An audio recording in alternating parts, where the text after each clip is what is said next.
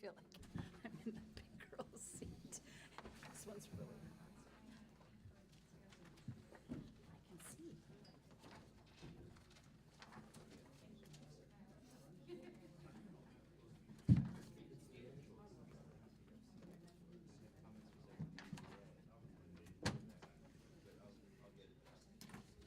All right. Everyone ready? Let's do it. All right. We're calling this meeting to order. This is the Morgantown City Council regular meeting. We're in Mon County Commission Chambers, 243 High Street. It's Tuesday, February 21st, and it is a little bit past 7 o'clock. We're calling the meeting to order and asking the clerk if she'd please call the roll. Yes. Joe Bugon. Present. Bill Kolecki. Here. Alexia Vega. Here. Deputy Mayor Trumbull. Here. Dave Harshbarger. Here. Brian Butcher. Here. Mayor Celine. Here, and then we're going to stand up for the pledge. I pledge allegiance to the flag of the United States of America and to the republic for which it stands, one nation, under God, indivisible, with liberty and justice for all.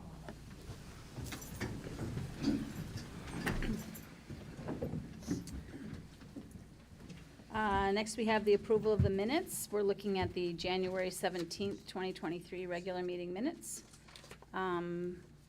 February 7th, 2023 special meeting minutes, and February 7th, 2023 regular meeting minutes. We had one small correction before the meeting that was a spelling. If everybody is okay with I this? have- Yes. I believe during the boards and commissions portion of the February 7th meeting, there were a few abstentions or, Oh, and those were not listed. okay. I Do you believe wanna- Counselor Vega and I each abstained from one vote, and I believe it was my recollection that Counselor Butcher voted no on another. Yes. So they were not all approved by consensus.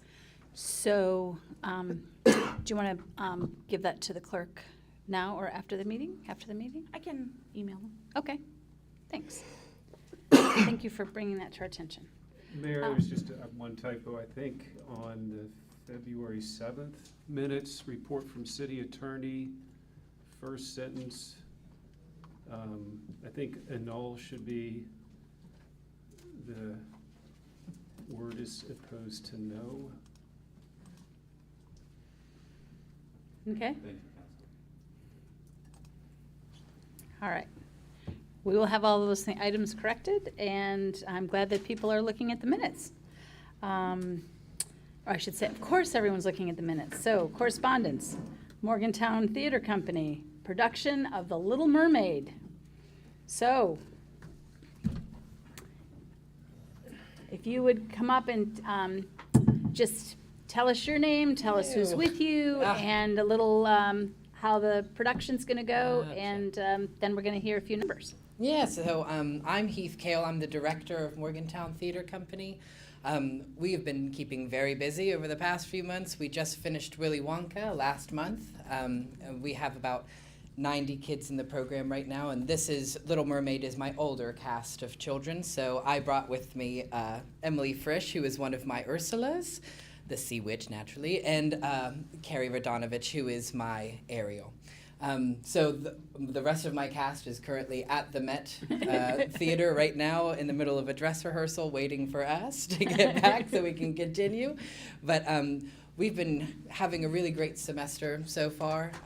2 shows in under a month is quite busy work, but it's been a whole bunch of fun. And we've never performed for City Council before, so thank you so much for inviting us to be here. And we'll be performing Part of Your World and Poor Unfortunate Souls. So we hope you enjoy. So, Carrie, would you like to go first?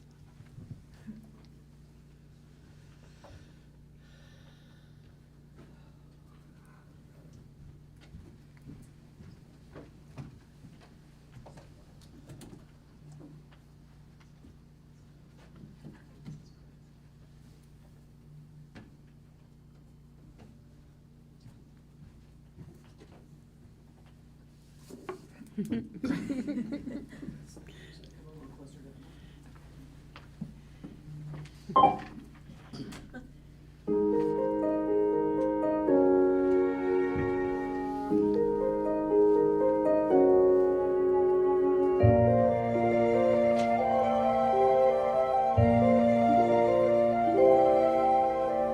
at this stuff. Isn't it neat? Wouldn't you think my collection's complete? Wouldn't you think I'm the girl who has everything? Look at this trove, treasures untold. How many wonders can one cavern hold? Looking around here, you think, sure, she's got everything. I've got gadgets and gizmos of plenty. I've got who's its and what's its galore. You want thingamabobs? I've got 20. But who cares? No big deal. I want more.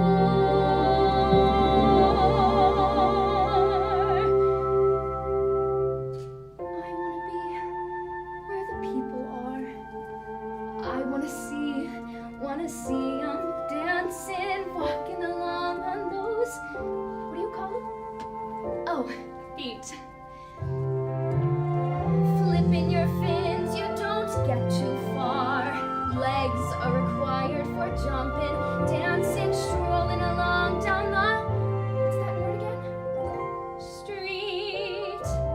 Up where they walk, up where they run, up where they stay all day in the sun, wandering free. Wish I could be part of that world. What would I give if I could live out of these waters? What would I pay to spend a day warm on the sand? Betcha on land they understand that they don't reprimand their daughters. Bright young women, sick of swimming, ready to stand and ready to know what the people know. Ask 'em my questions and get some answers. What's a fire and why does it? What's the word? Burn. When's it my turn? Wouldn't I love to explore that shore above?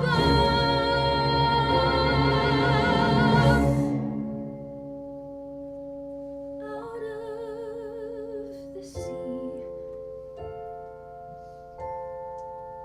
Wish I could be part of that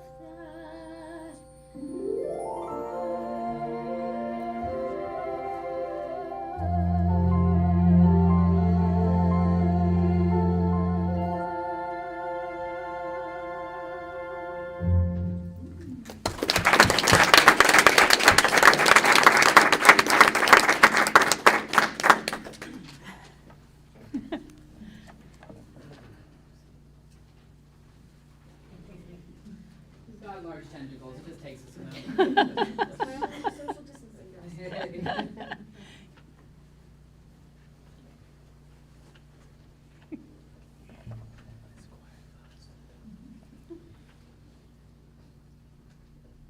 Don't be shy, Ariel, darling. It's me, your Auntie Ursula. I shouldn't be here. Nonsense, darling. We're family. Father says you're wicked and hateful. Yes, but he says the same things about humans, doesn't he now, Schnookums? And we both know that's not true now, don't we? Why did he banish you? The ocean wasn't big enough for the both of us. Now he's driven you away, too. He doesn't understand me. Oh, but I do, Dumpling. We're so very alike, you and I. Gals with ambition. Nothing scares a man more, does it? Now, tell dear old Auntie everything. I'm in love with someone. A human. Yes. This Prince fellow, he's quite a catch. The answer's simple. You've got to become human yourself. Can you help me? Help you, my dear sweet child. That is what I do. It's what I live for. to help those unfortunate merfolk like yourself. Poor souls with no one else to turn to. I admit that in the past I've been a nasty. They weren't kidding when they called me, well, a witch.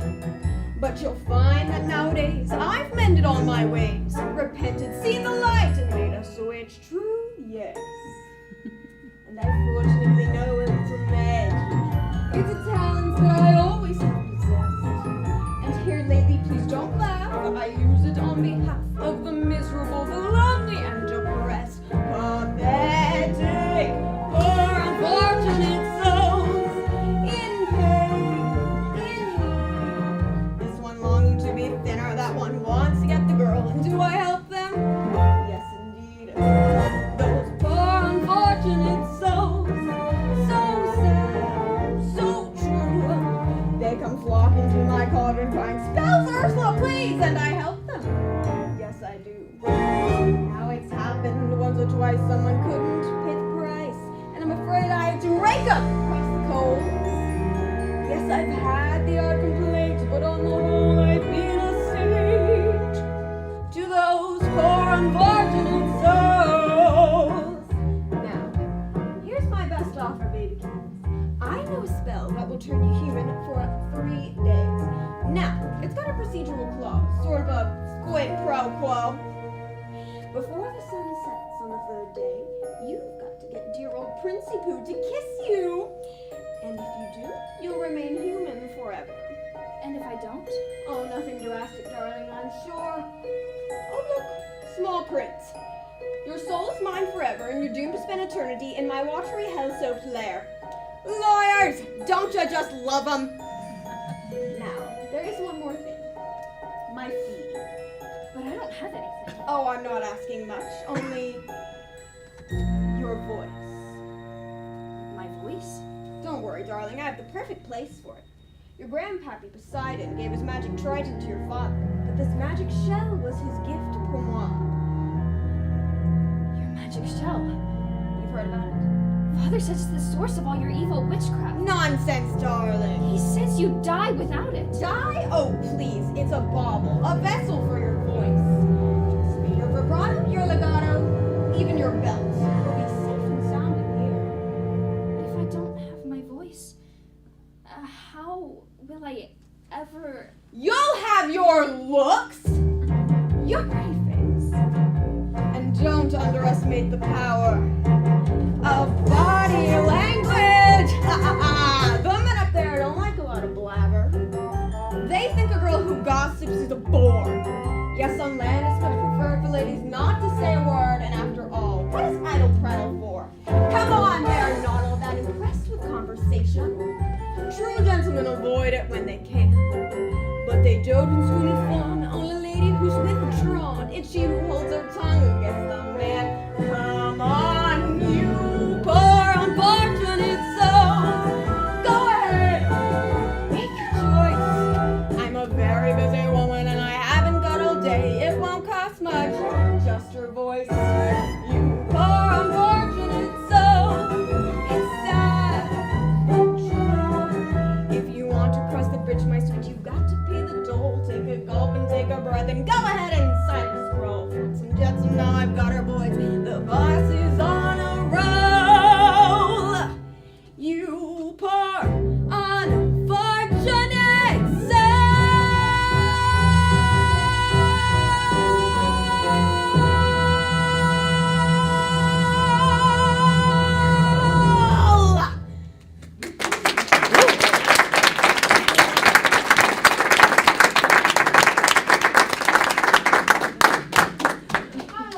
So we hope to see you this upcoming weekend at the Met on Friday at 7, Saturday at 2 and 7, and Sunday at 2. We have 6 shows coming up over the next 4 days? Yeah. 4 days, so I don't know what today is either, but we're having fun. So thank you again so much for having us. What a lovely mood to set for your city council meeting. So, Great ladies.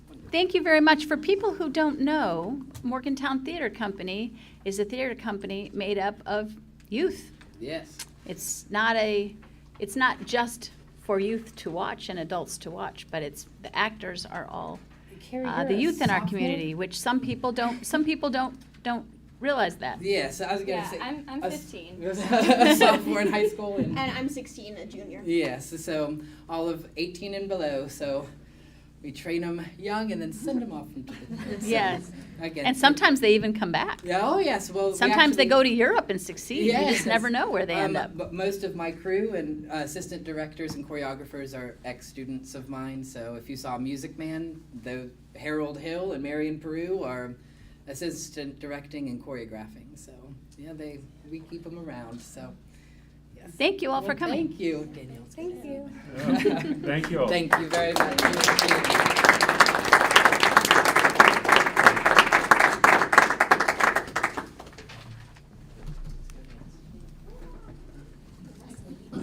I know, I was gonna That's say. a much better show than we usually put on. How do we go from here? So, next up, I'm gonna read this, and then we will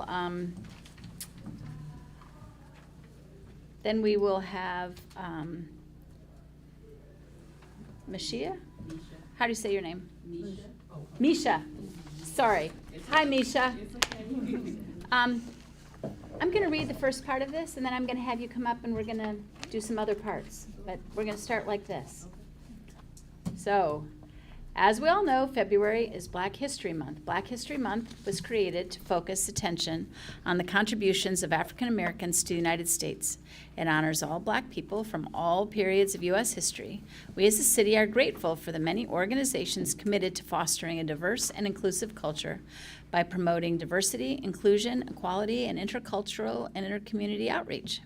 Today, we are pleased to recognize and celebrate one of those great organizations, WVU's Division of Diversity, Equity, and Inclusion.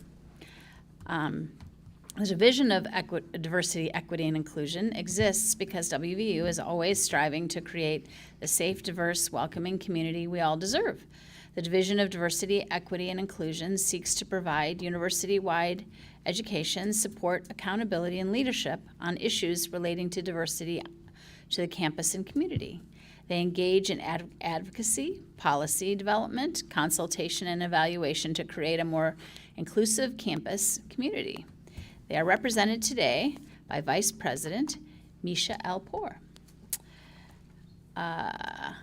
Misha L. Poor, Esquire, a longtime champion of underrepresented people, serves as Vice President and Chief Diversity Officer for the West Virginia University Division of Diversity, Equity, and Inclusion. In that role, she motivates the Mountaineer family to recognize the value in diversity and challenges all who interact with her to create transformational change.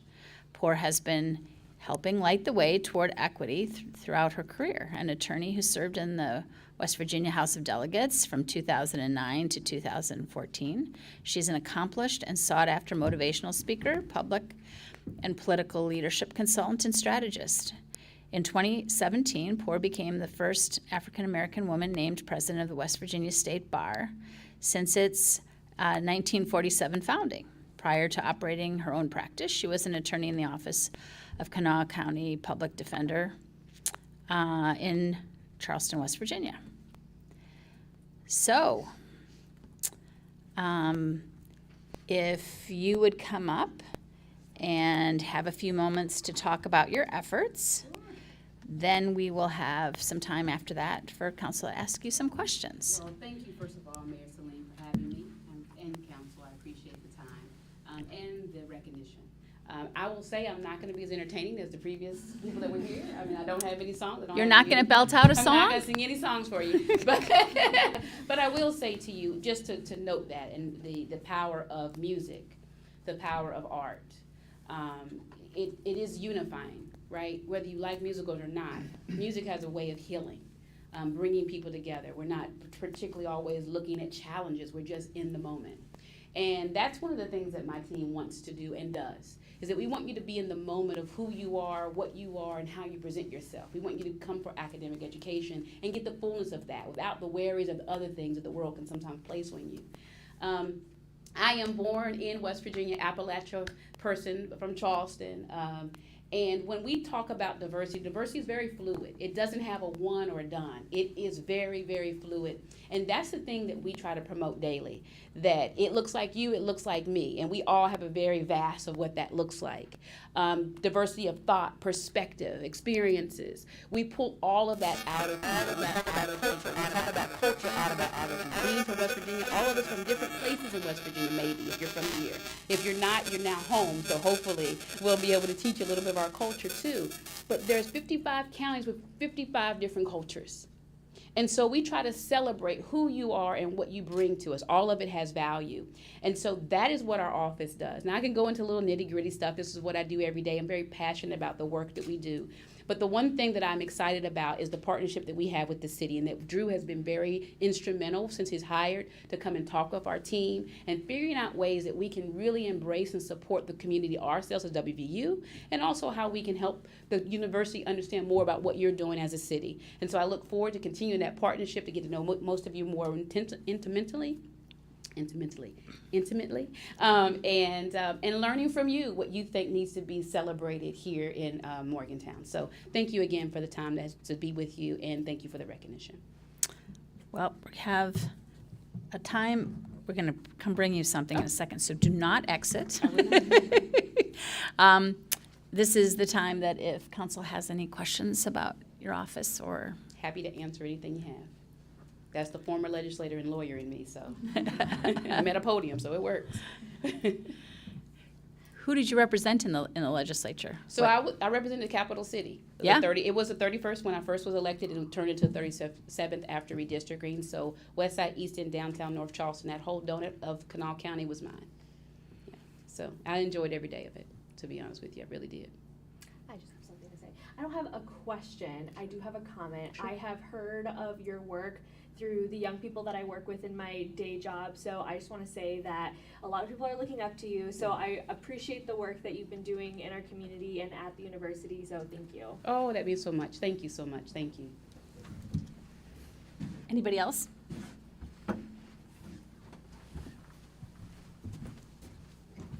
This is rather exciting.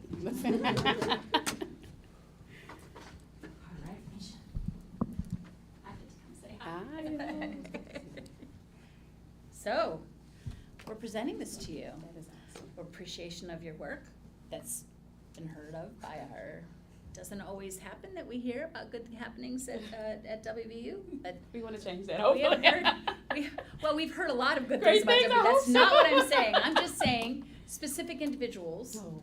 That's very nice that we recognize your work and we see value in it. So we also work on diversity on our side, so the more that we can work together, the better. So this is presented to you for fostering a diverse and inclusive culture within the city of Morgantown and surrounding communities by promoting diversity, inclusion, equality, and intercultural and intercommunity outreach. That is a mouthful It is. and a good concept. So anyway, we Thank you are so very much. pleased. Oh, here, we have to do this. We're very pleased.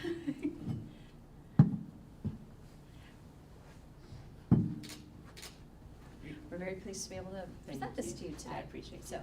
Thank you. thank you. And thank you all. Yes. On behalf of the division And- as well, we appreciate you. And we're not going to be strangers. No, we're not. No, Okay. I don't think Drew's gonna let that happen, No, or you, he's Mayor. not. So thank you He's so not. much. Thank you.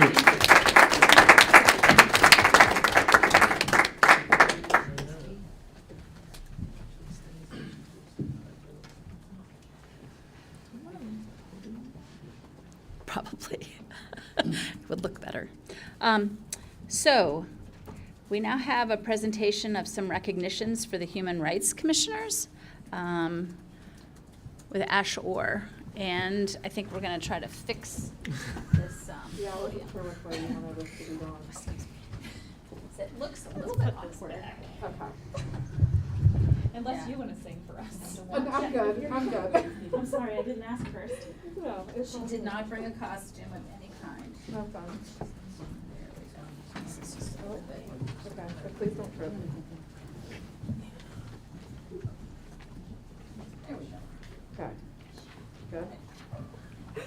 Yes. Okay, Present away. awesome. So this is not going to be a very long presentation. I just want to take a minute to recognize my fellow commissioners. Unfortunately, only one could be here this evening other than myself due to some illnesses and personal conflicts.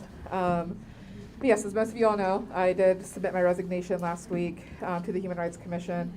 And not because I wasn't going to miss arguing with you guys. I have taken a really exciting opportunity professionally that has required me to step away from being a commissioner. But during the 2 years that I have worked alongside my commissioners, we have accomplished so much, and I just really wanted to take a minute to recognize all of that. We created a resolution to support the Crown Act, a resolution for affirming and strengthening community policing, which helped to create transparency and accountability, an ordinance to prohibit conversion therapy, which protects our queer community and allows them to live their truths, as well as a resolution for supporting the human right to food, which Councilor Butcher was instrumental on. We also scored a 100 on the National HRC's Municipality Equality Index for 2 years in a row, which helps to make Morgantown a more safe and inclusive environment for our queer community. So I just want to go through, just say some things about the commissioners that I've worked with. And I'm going to start with Commissioner Bonnie Brown. I did make them little cute print-offs because I just appreciate them and had to do something tacky. But I gave Bonnie the Can I Call You certificate. Bonnie was always available for me for late-night phone calls, brainstorming, sessions, and advice. And she is one of the kindest, just most intelligent individuals that I've ever met and ever worked with. Bonnie's dedication to our commission and just everything she does is truly unmatched, and she's an incredible individual. The next one was going to go to Commissioner Jenna, and this one is called Is This Legal? Certificate. Jenna is our legal guru. She has helped keep a lot of us calm and answer really hard questions navigating ordinances and resolutions and just the legality of some of the projects that we have wanted to work on, and I'm very appreciative of her. The next one is Danny Trejo. His award was the Calm Before the Storm Award. Danny just offers this very calm but stern presence. Danny has helped keep me calm, but I also have just been able to learn how to be patient and when to let Danny kind of take the lead. And having him step into the role as vice chair has been very helpful for me when I did serve as chair, as well as for our commission. He is also just an incredible individual. The next one was Commissioner Zoe. I've unfortunately not been able to get to know Zoe very well due to her finishing her degree and other issues that have came up with her scheduling. But from what I do know of Zoe and from what I've worked with her, she is insanely intelligent.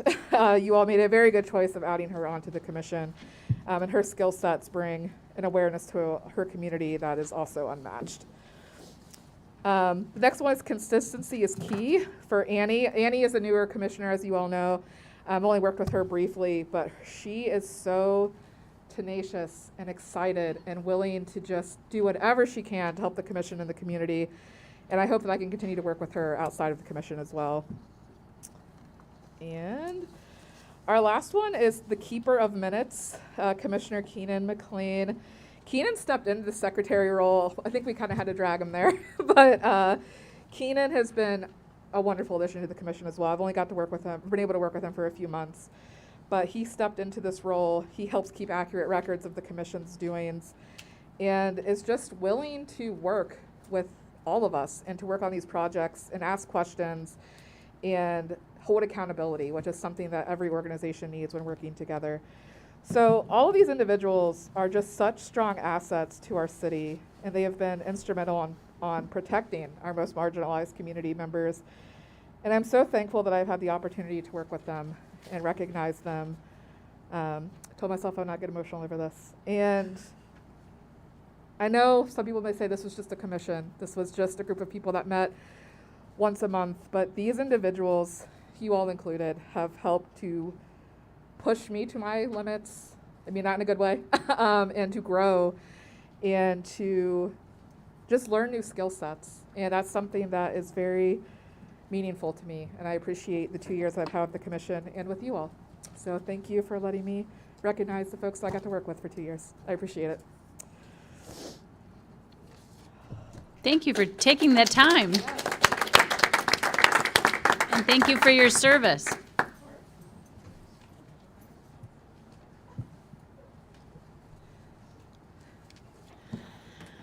Now we are on to the business portion. We're starting with a public hearing, an ordinance authorizing a contract with Public Services for solid waste and recycling services and amending Article 1139 of the City Code entitled Solid Waste Collection. So we are going to open this public hearing. Anyone wishing to speak on this topic can come forward. Good evening, Council, Mayor. My name is James Giuliani. I live at 256 Prairie Avenue. I'm a candidate for the First Ward April 25th election, and look forward to it. There's going to be a little meeting tomorrow night to engage the candidates, but talking on the garbage subject, folks are here again. I talked with the folks a little bit about we have well, let's just call it as it is. We have an unsightly garbage problem in the sense that trash is just about everywhere. Where do the responsibilities lie? Does it lie with the property owner? Does it lie with enforcement? Obviously, it lies in enforcement. Where do these folks fit in? I think we were talking about residential rates and things like that, maybe more than we were talking about commercial rates. But we've got to come up with some solutions, working with each other. As I always say, that we've got to work together. We've got to work with the business owners. Because our downtown, and we have codes, and we have planning, and we have things that you're supposed to do with dumpsters, commercial dumpsters, meaning that you're supposed to have enclosures. I see dumpsters sitting everywhere. How do dumpsters just sit everywhere? How do they do this? Well, we've got situations that it's very difficult to get to also. And I talked to the folks about this, and I think they'd be very receptive to it because it works with them too. What we have to do, we have to look at our different streets because we have very narrow streets, okay, into the neighborhoods and things like that. Along Willie Street, give an example. That's a perfect example. I see comments about Willie Street just looks horrible all the time in the sense there's garbage cans there. There's never not without garbage cans there. 24/7, 365, okay? Well, I don't like to say me, and I, and I did this and I did that. But the fact of the matter is that these folks know, the commercial landlords and the landlords and business people have taken it upon themselves to do their own dumpsters. You know, we pick up our own garbage. We go around to the properties that we have left and understand I'm divesting myself of all my property. In a few months, I won't own anything in the city of Morgantown. So I will not be a landlord in the city of Morgantown moving forward. That being said, but I still have great concerns for my other fellow landlords and our city and things of how we keep it clean. How do we go about the objective of making Willie Street a street that we'd all come down to and say, wow, look at the fronts of these buildings. Look at the improvements. Look at the facades. What a difference it makes.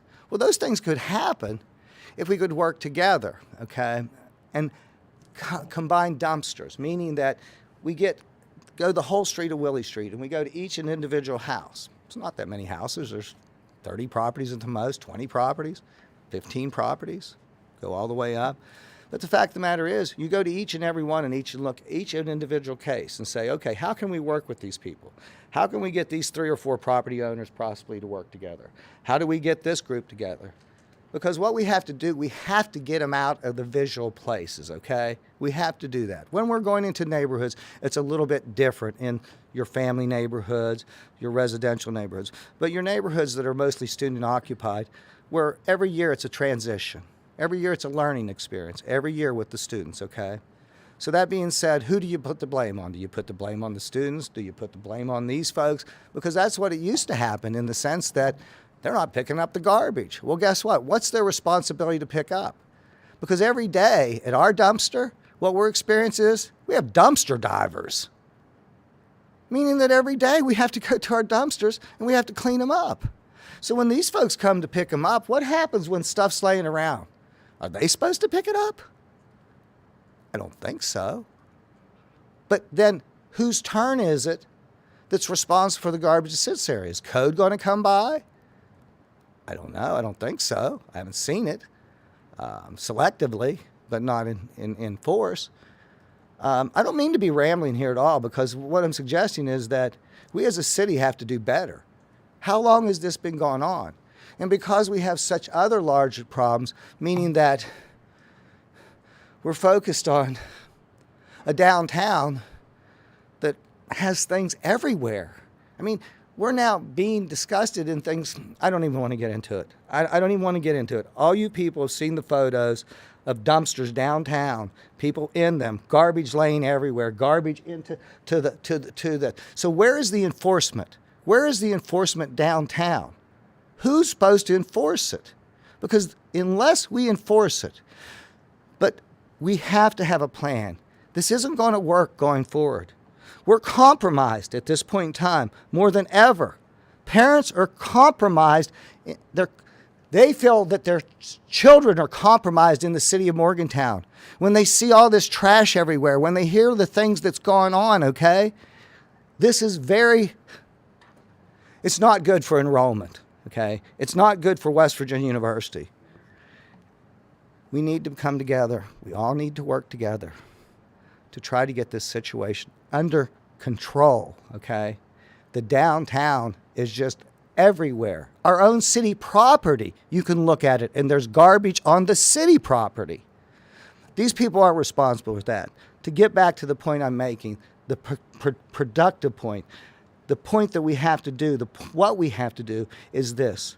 We have to look at our situation because we are unique in the sense of the university population, the transient population, our narrow streets. How do they even get into some of these streets to actually perform? They have to bring pickup trucks into certain streets. So what I'm suggesting is if that's what they're doing and they're already having to do it, we're already modifying, coming up with a truck, being able to back it in, dump it in. So we're already modifying that. So what I'm suggesting is, can we work comprehensively with these folks to try to get us a program so that our garbage isn't so unsightly all the time? It used to be one of the biggest things that we used to be able to talk about. But guess what? Now we have larger things and it's sort of gone to the back. But it's still here and it's not gotten any better, folks. Thank you. Thank you.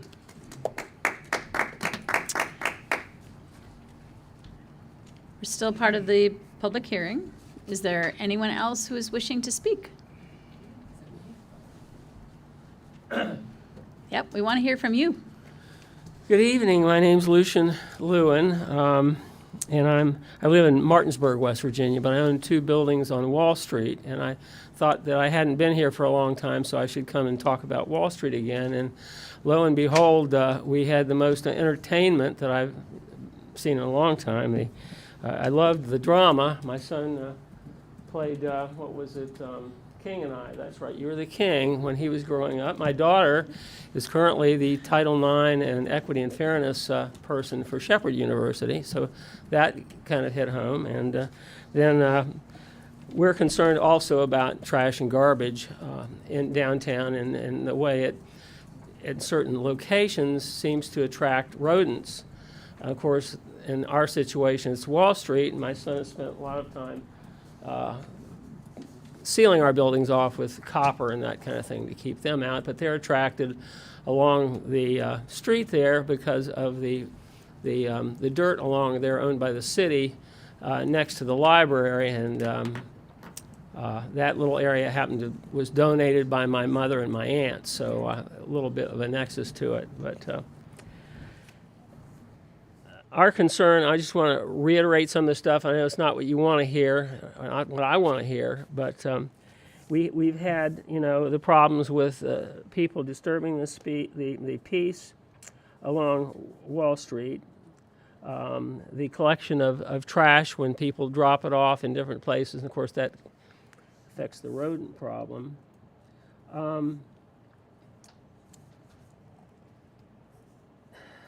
Trying to shorten this up a little bit here. People have been trespassing along behind the library, and I need to talk to them about trying to figure a way to wall off that little stairway down there, because I actually lived in that house at one time, and I know that very familiarly. But people they're leaving stuff there, so again, a rodent problem again. So we're concerned about the condition of Wall Street, which was at one time planned to be kind of the entranceway, the inviting street into all of downtown from the city parking lot. And we just hope that you all will think about it from time to time and figure out what we can do. We really need because the street's owned by the city, a cleanup, fix-up program to replace some of the bricks, clean the bricks off, and make sure that people are not littering in the area so that we don't have the problems that we know about. But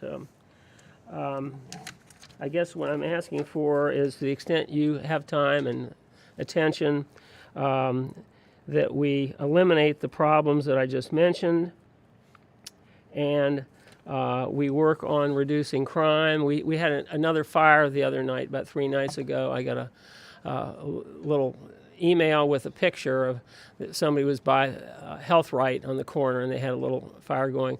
It was a very short time, not like the one we had about a year ago or 2 years ago that lasted a couple of hours. But I guess basically I'm just asking you, let's think about Wall Street and what we can do.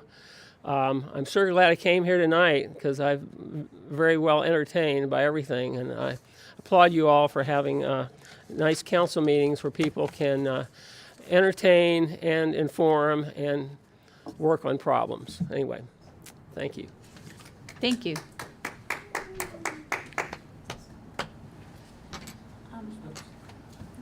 I This is was- the public hearing, not the public portion, so she's not timing it. No. Is there anyone else wishing to speak? And then I was wanting to, with you all's permission, break protocol for 2 sentences from our assistant city manager about plans for Wall Street, just like relating to improvements in lighting, just so that while he's here, he can hear it. Would you mind? Sure.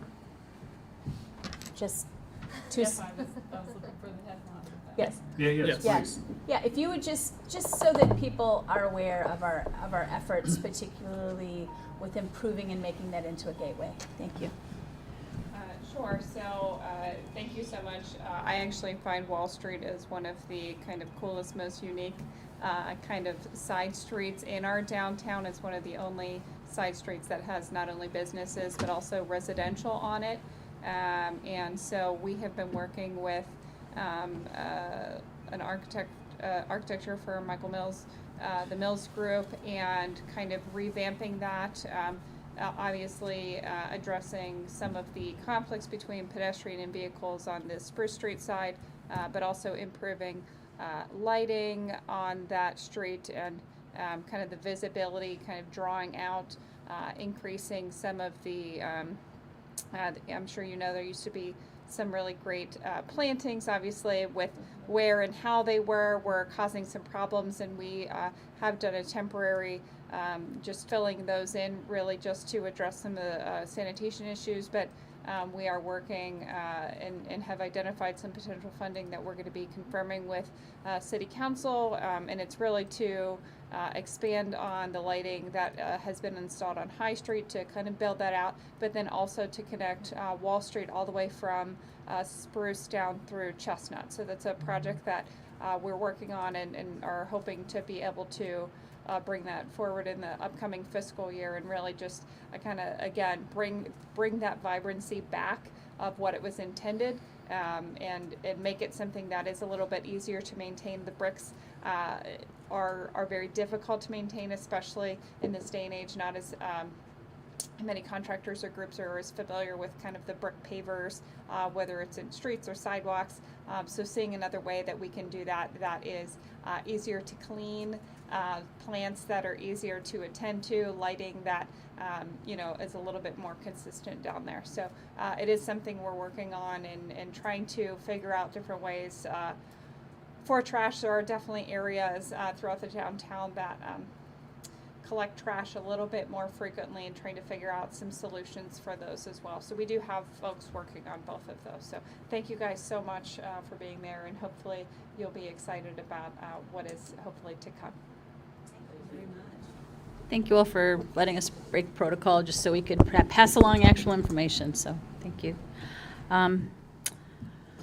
So I'm assuming there's no one else that's wishing to speak, and now we're going to come back to We're going to close the public hearing, and we're going to come back to our unfinished business. So this is consideration of approval of the first reading of a, is this the first reading or the second reading? Second. Yeah. I'm going to make a little correction there. Approval of second reading of an ordinance authorizing a contract with Public Services for solid waste and recycling services and amending Article 1139 of the City Code entitled Solid Waste Collection. And the first reading was 2/7/2023. So is there a motion? Move to approve. Is there a second? Yeah, okay. Second. I see a second right there.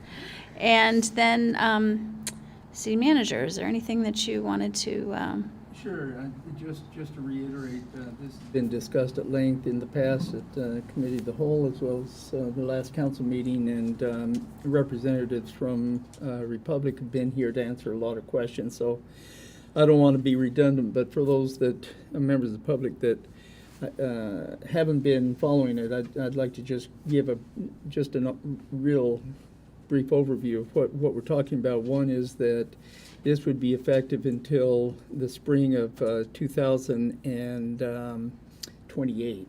So it's a 5-year contract. It would provide a 196-gallon cart of gray color for trash to be provided to each unit. These are residential.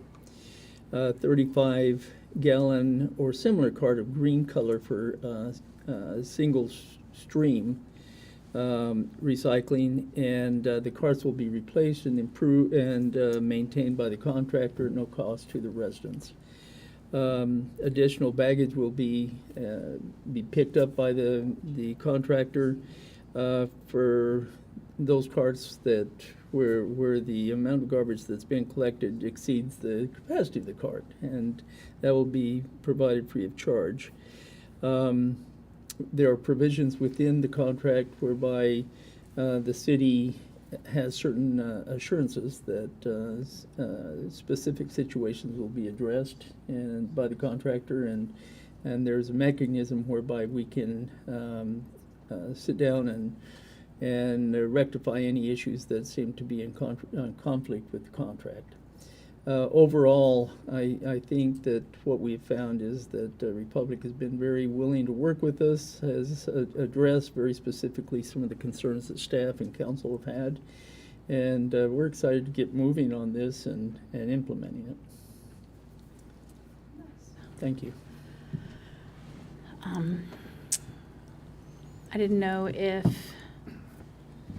you all had anything you wanted to add to what we've been saying, or if you're good, or if we should ask if people have questions. Did you all have anything you wanted to? We appreciate you coming. I have Yes. just a small question, and that is, if a resident, and I think that's Okay, then if you would come up. Thank you. one of the benefits of being a resident of the city and having Republic, we're able to discard with notice certain appliances, electronics. And could you just remind us the process of how a citizen takes advantage of that service? Okay, so if you're talking specifically about the electronic waste, we do ask, or are you talking about all large? Both. Okay, so it's a little bit different for both, so let me kind of just do a brief overview of both because it's not the same. So the electronic pickup, we do need to have advance notice because that is a certain collection that is, we can only collect those electronic items together. We don't want to mix, say, your refrigerator pickup with your TV pickup. So when we pick up electronics, now that's not electrics, that's electronics. So we would take your TV, your computers and peripherals, anything that's like that, your gaming systems, we would do those on a specific day. So we would ask that you call us ahead. We will give you your pickup day and more specific instructions on where on your property you should place those items for pickup. Now, if it's a large item such as a couch, a chair, something like that, you do not need to let us know in advance that you have that. It's helpful if you do, but you don't have to. The only things that we need to be mindful of are refrigerators do need to have the Freon removed by a licensed technician, so that would be on the resident to have that taken care of ahead of time. And that appliance will be tagged by that technician, letting us know that that Freon has been removed. And that's not a change. That's something that's always been. But people do get confused. They want to put their microwave out for their electronic pickup because they think it has a cord. It's electronic, but that's an electric. And so that is something that would be counted as a large item that you can put out with your regular trash. So, and you don't need to call us for those types of large items. It would just be those electronic items that you would want to call ahead and let us know about, because that's a different truck. It's a specific day. Does that answer the question? Yeah, could you mind giving us that phone number too, so we can make sure it's in the minutes? Let's see. And if you need to look it up. Well, I have to think. I have a couple different BUs that I service, and so to remember all the different phone numbers, I'm not sure what that one is. You don't. So because I'll get it confused. So, but what I can do is I can email it to Carol tomorrow because I don't know the specific phone number off the top of my head. I'll email it to her. We can add it to the minutes. And she Yeah, can add okay, it to the thank you. minutes. Yes, absolutely. Does anyone else? I have something that I'm wanting to see if you all were in agreement with at this late date. So I'm wanting to offer up an amendment. Okay. What I'm wanting to do is we have this exception for people who are physically limited. And I'm wanting to add what I hope is a narrow enough exception, which is, so a person can ask for a 35-gallon trash container versus the 95-gallon if they are physically limited. And I keep in my head thinking about people that have, sometimes they're one of the places that I was driving around was Greenmont, and when there's not very much space, like say on someone's porch, I think the 95-gallon cart would be a really difficult option. And so I'm wanting there to be an addition or have insufficient space at their property, so that people that are in very, very tight properties would be encouraged to be part of your program and not asked to keep their old container, but would be eligible for the 35-gallon container if they can show to you, similar to someone having some sort of physical limitation, that they have insufficient space for the 95-gallon cart, and that would be something that you all would consider approving.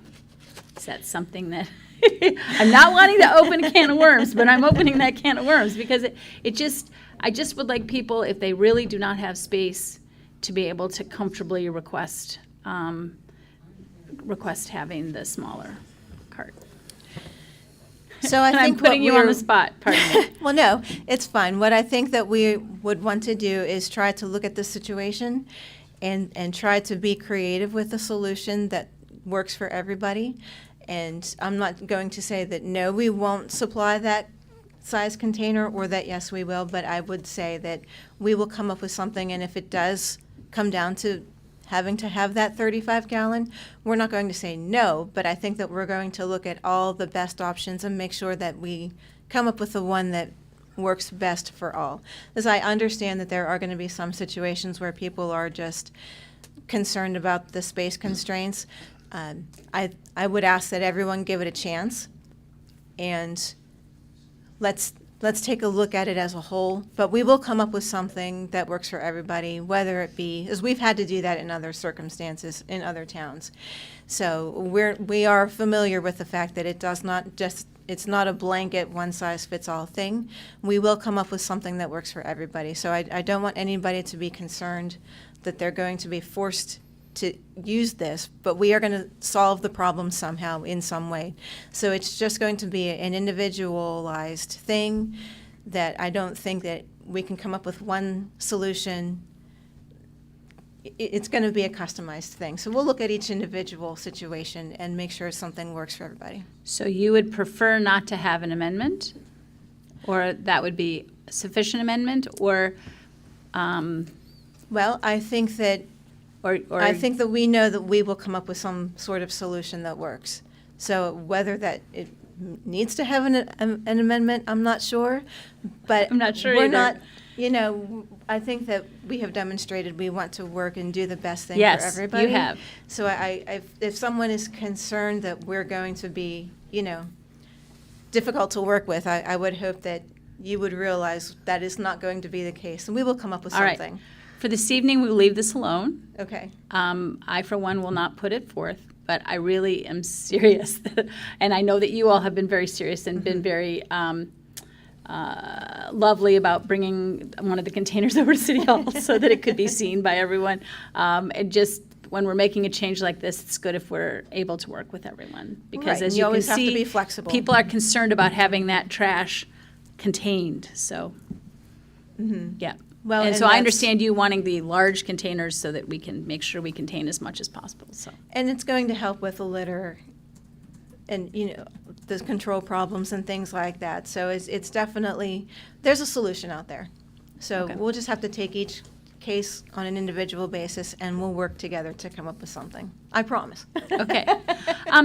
We had an effort, and it may be quite a few years ago, where when the dumpster was picked up, if there was items around the dumpster, they got picked up. And also the same with trash at individual residences. But that would take quite a bit of time on the part of your,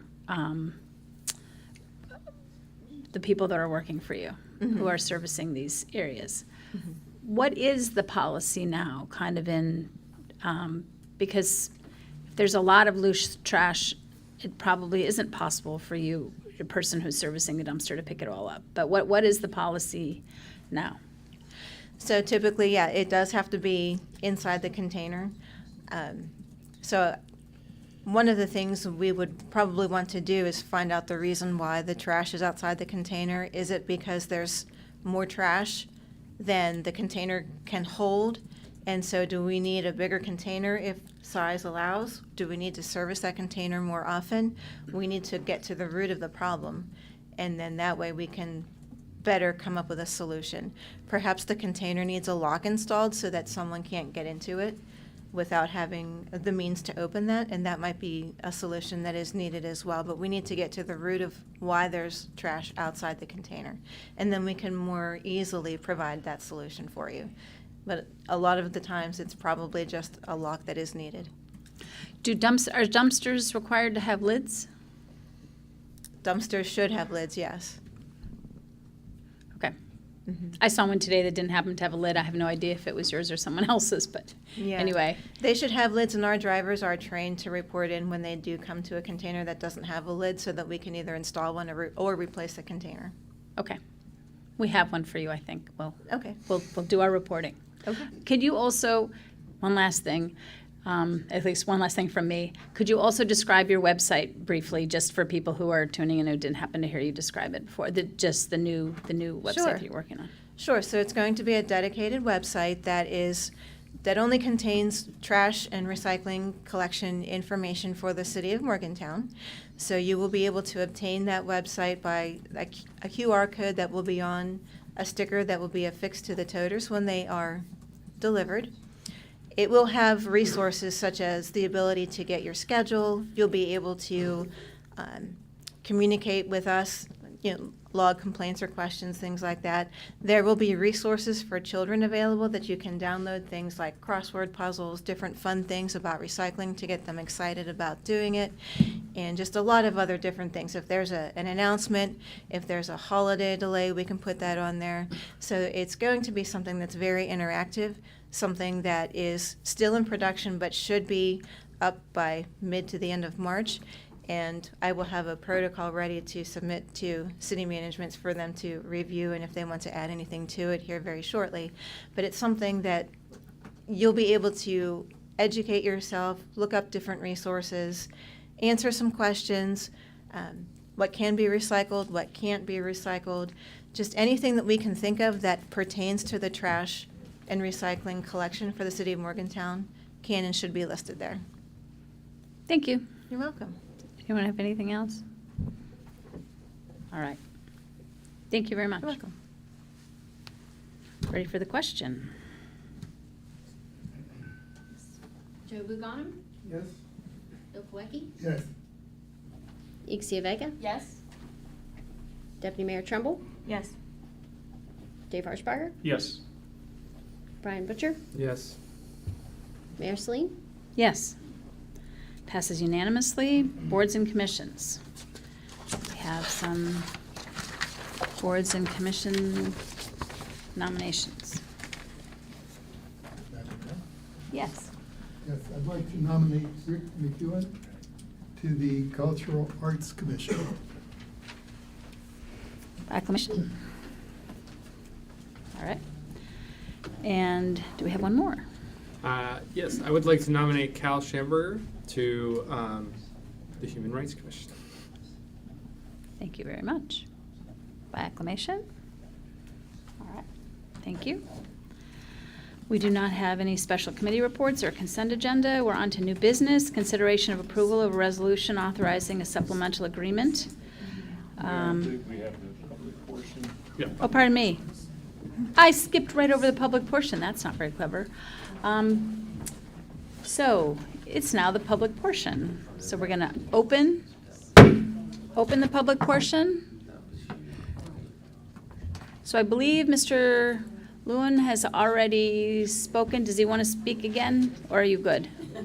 No, thank you. Okay. Thank you for all being here. And Thank you for Thank you taking for your time to coming. come to speak. Thank you. Is there anyone else wishing to speak? This is Yep. public portion. Yes, I'd like to speak tonight. All right. Excuse me, I gotta do something. Excuse me. All right, could we have somebody else? That's my business card. I think we could give Marley the floor. Go ahead, Hi, Marley. Hello. Hi, I'm Marley Yaniguez. I'm candidate for Morgantown City Council, 5th Ward. That's Jerome Park, Woodburn neighborhoods. And I am here in my pink strawberry mittens. As a reminder, it is cold out there. It is getting down to the low 30s tonight. And the warming shelter is still a very much needed resource. I'm glad that there was a fundraiser and a lot of individuals contributed monetarily and musical talentedly. And, but yeah, this is something that I think needs to be part of our city infrastructure, our city departments, to have a housing and shelter office, because right now, you know, we don't need to be making it piecework and addressing the issues as they come. You know, let's create a resource so we can plan for it long term. So we can plan for it being, you know, housing policy strategies and, you know, whatever resources we might need. That doesn't just apply to the warming shelter, but it is still a great need. So thank you to everyone who contributed throughout the winter season and the past one. Last night I was volunteering at the warming shelter and, you know, happy to do it. There were a lot of wonderful people there. And yeah, I'm glad the United Way has created this resource. Thank you so much.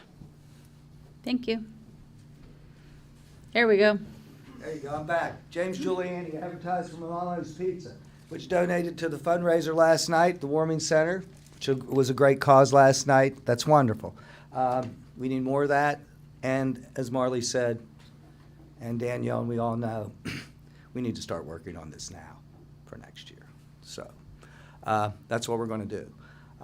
Again, James Giuliani, 256 Prairie Avenue.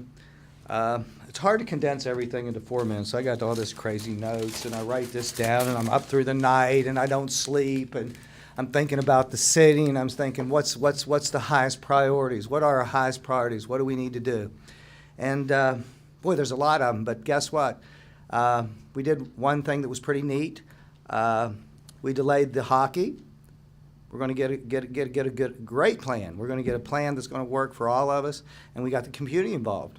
guess what? That's important. That's one of the things I want to talk about. Three things, really. West Virginia University, as always, West Virginia University, they need to be our partner. They need to work with us in the county.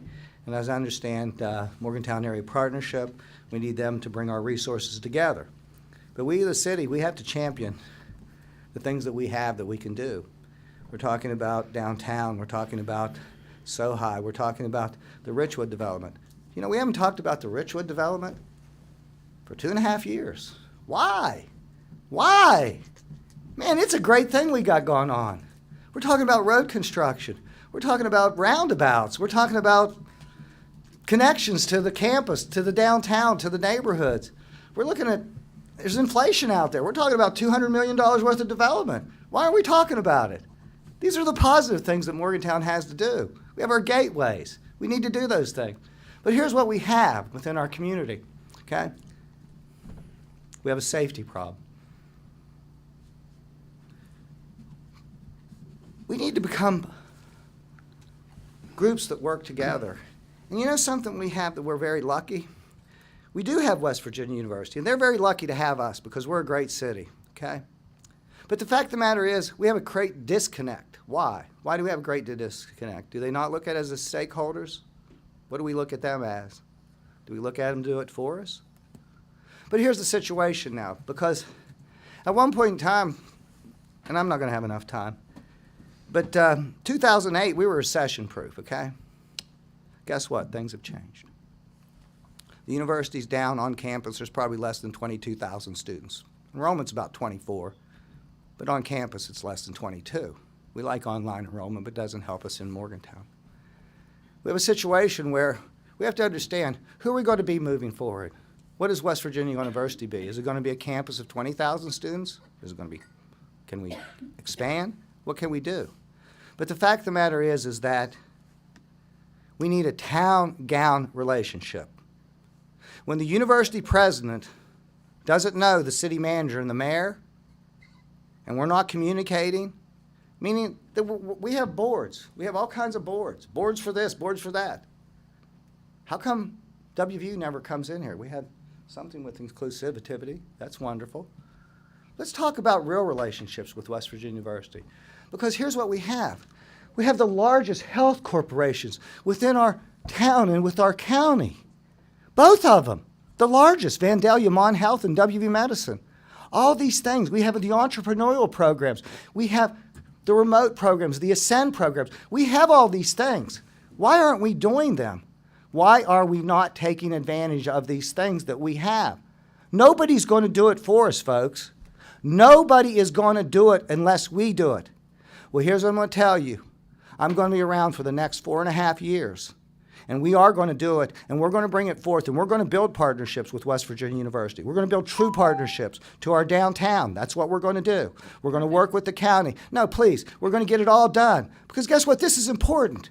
Should we want to talk about this? If we've got time to do all the wonderful things, to have all these things to engage, okay, with the people of the community, let them come in from the theater. That's wonderful. That's all wonderful. But give me the opportunity. Give the business people in this community a chance. Give us the opportunity to succeed. Give us an opportunity, and we will. We will. Let's do it. Thank you. Is there anyone else wishing to speak?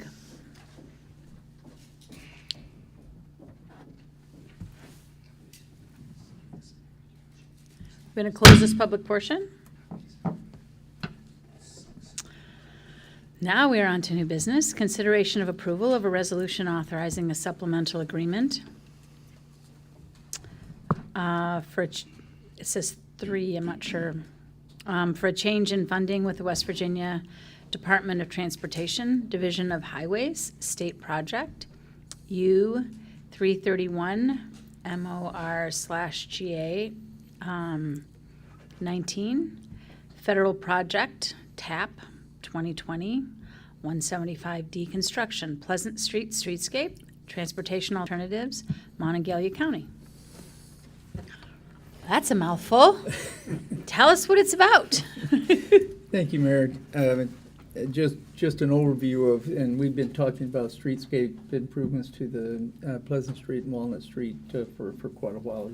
You folks, some of you have been talking about it a lot longer than I have. Just basically, there was an original estimate that was done on the Pleasant Street streetscape and alternative project, transportation alternative project. That estimate, for various reasons, construction costs and materials costs and so forth, has come back significantly over budget. The total cost is now estimated for that construction phase, along with construction inspection, is right at $1,479,000. This reflects an overall increase of $699,000. The increase will be split. The proposal is, and this is what council will be approving tonight, is the overage, or $699,000, will be split between federal aid.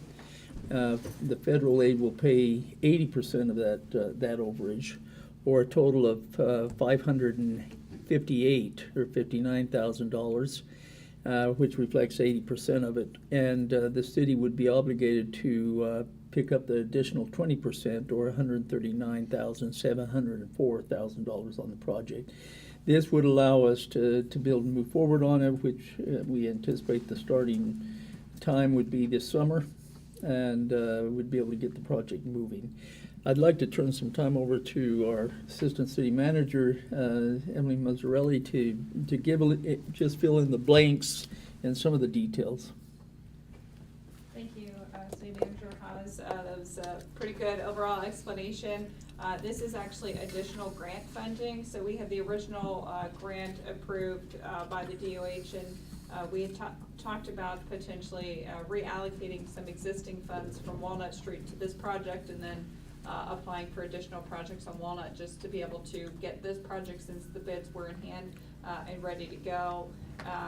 But the Division of Highways actually identified some additional grant funding, so that would allow us to keep funding for Walnut Street streetscape in place, and allow us to, with the additional $139,000, be able to move Pleasant Street forward. And then we're hoping, in addition to being able to move this project forward, to be able to go ahead and move forward with Walnut Street as a full project, instead of, we were originally thinking we would have to do half the project 1 year and the other half another year with additional funding. But that would allow us to move forward with both projects, with the full scope of those projects at one time. So this was great news to hear that they were willing to provide almost $600,000 in additional grant funds that we don't have to. I have worked with the finance director to identify the additional match that we would need to come up with of the $139,000 in existing contingency, I believe. That would be able to cover that and be able to move forward, as City Manager Haas mentioned, to be able to do that starting this year.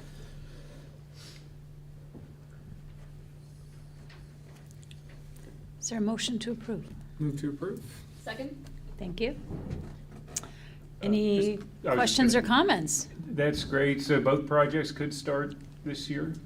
That is the goal. We have some right-of-way things, just because of the Walnut Street vaults. We'll have to get approvals from those businesses or the buildings to actually enter into their buildings to be able to do the vault, because you have to kind of be on the inside part and the outside part. So even though it's in the right-of-way of the street, you still have to access through their building. So there's just some of those signatures that will be, people have already been notified that those will be needed, but now that we know that project will be bid out together, we are hoping to get all of those signatures into the state. If we can get all the signatures by, middle of March or so, and then that goes into their process to get it out to bid, which is usually a few months, but it will hopefully at least go to bid in 2023.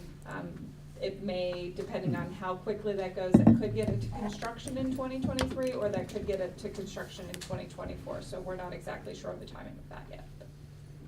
And that will go from Beechhurst up Walnut Street, unfortunately, is just Spruce to High Street because of the number of vaults that are on there. But Pleasant Street is all the way from Beechhurst up to Spruce. So that is the 3 blocks. Walnut is just the 1 block. Then we'll have a little more to do. A little more work. The rest of Walnut Street, once we apply for some additional funding for that, should go much faster without the presence of those vaults. Yeah. Anyone else have questions or comments?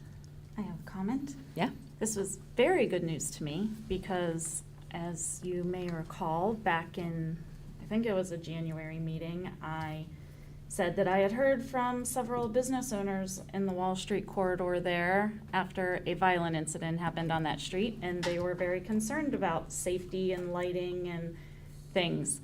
And then I learned at a meeting the next morning that we were going to reallocate our Walnut Street funding to the Pleasant Street project. So, yes, I am very excited that we worked so hard, and thanks to Emily, Assistant Manager Mazzarelli, sorry, for looking for those funds and getting those funds. And I think that those business owners that I hear from pretty frequently will be very happy with this result and knowing that that project is moving forward as well. They're both important. There are a lot of safety concerns on Walnut Street, though. Yep. It's we very did 'em dark. Both done. People have been waiting. So, good work. Thank you. Is there anybody else that had a? All right. If you would please call the roll. Yes. Joe Buganim? Yes. Bill Kowacki? Yes. Ixia Vega? Yes. Deputy Mayor Trumbull? Yes. Dave Harshbarger? Yes. Brian Butcher? Yes. Mayor Celine? Yes. So passes unanimously. Consideration of approval of resolution supporting the city of Morgantown seeking a grant from Monongalia County Commission for funding for the Ruby Summer Concert Series and Independence Day celebration. Both lovely items. Can you tell us about this? It's pretty self-explanatory, but Mr. Kitch, Vincent Kitch, has worked really and continues to work very diligently to try to find and provide the funding necessary to really provide a real meaningful program in that area. And this is, administration is asking for permission from City Council to apply and seek for a grant from the Mon County Commission to help in the funding of not only the Ruby Summer Concert Series, but also you all know the effort that was put into the 4th of July celebration last year. We want to build upon that and try to find the funding necessary to do that. And this would allow us, in part, to be able to do that. And that's a traditional thing Yep. that the county commission has done and has been appreciated. Very much so. They've been very cooperative with this. Does there a motion? Pardon? Move to approve. Thank you. Second. Thank you. Is there any questions or? Do we know how much we will be asking at this Not point? not at this point. Okay. Part of we're trying to figure out what the cost is that we're Yeah, going right. to shoot for you, Right. and so that'll make our case to various Yep. participants. Yeah, I noticed that. I figured they're in the negotiation stage or the cost determination stage. Anybody else have a question? The clerk would please call the roll. Yes. Joe Buganim? Yes. Bill Kowacki? Yes. Ixia Vega? Yes. Deputy Mayor Trumbull? Yes. Dave Harshbarger? Yes. Brian Butcher? Yes. Mayor Celine? Yes. Passes unanimously. Consideration of approval of a bid award for the Woodburn Playground site prep. I would just say this, that we have a staff member here that has been working diligently in Yes. making this project work, and I'd like to turn, rather than launch it myself, I'd like to turn the time over to Vanessa Reeves to give an update to council on both of these next two items. Thank you. Good evening, Council. Just to give you a little recap, so the Woodburn Playground project, we've been working on it since last year. Last year, we put out a procurement bid to buy new playground equipment, and we spent about $120,000 in CDBG funding that we had allocated for the project to get the equipment. And also the old playground equipment was demoed from the old playground site, and we issued 2 bids, one for site preparation, so that is going to prepare the site for the new playground, and what that will entail will be drainage work, grading, also install an ADA parking lot along Columbia Street, and then they'll put a bollard gate there, so there could allow some vehicle access to the playground area. And there's also going to be some fence realignment because of that parking space. And the lowest bid for that is $122,590 by Parada Paving, and I recommend that the bid be awarded to that company. Move to approve. Second. All right. Any questions or comments? I do have a question. Vanessa, does this address concerns with the pavilion? I know you said drainage. There's a lot of drainage issues. It's built on and right on a hillside. But does this specifically address so that the pavilion will now be usable? No, this is only for the playground area. So what's our plan for that? Is that a different phase? Is that a... That is a different phase. Right now, Bow Park and the city is in conversations of what it would look like if we turn that into a park that is managed by Bow Park, and one of those items that needs to be considered is what would happen in that pavilion area, including the drainage issue. Well, that's disappointing to hear.